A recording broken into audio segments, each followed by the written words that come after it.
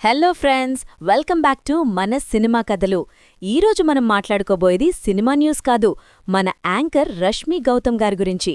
ఆవిడికి జంతువులంటే ప్రేమ అని అందరికీ తెలుసు, మంచిదే. కానీ ఆ ప్రేమ అతివృష్టి అయిపోయి మనుషుల ప్రాణాలకి విలువ ఇవ్వనంత స్థాయికి వెళ్ళిపోతేనే అసలు సమస్య. రీసెంట్గా రష్మి గారు ప్రెస్ మీట్ పెట్టి కొన్ని వ్యాఖ్యలు చేశారు. అవి వింటే ఎవరికైనా మతిపోవడం గ్యారంటీ.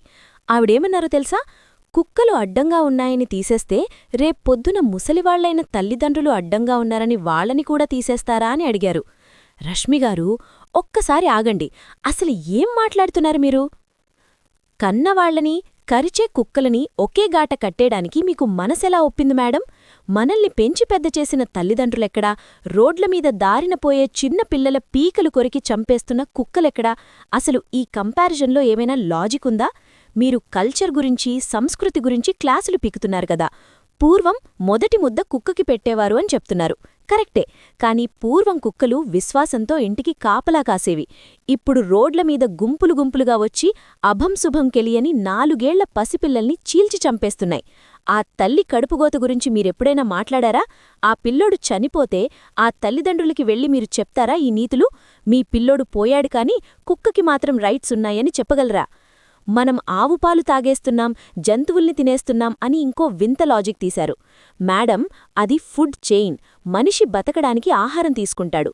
కాని కుక్కలు మనుషుల్ని వేటాడడమనేది ఆహారం కాదు, అదొక ప్రమాదం, ఒక విపత్తు. చివరిగా ఒకే ఒక మాట రష్మిగారు, మీకు కుక్కలమీద అంత ప్రేమ ఉంటే సోషల్ మీడియాలో పోస్టులు పెట్టడం, మైకుల ముందు నీతులు చెప్పడం కాదు. ఆ వీధి కుక్కల్ని తీసుకెళ్లి మీ ఇంట్లోనో మీ ఫామ్ హౌస్లోనో పెంచుకోండి, మీకు పుణ్యముంటుంది. మా జనాలికి భయప్రాణం తగ్గుతుంది.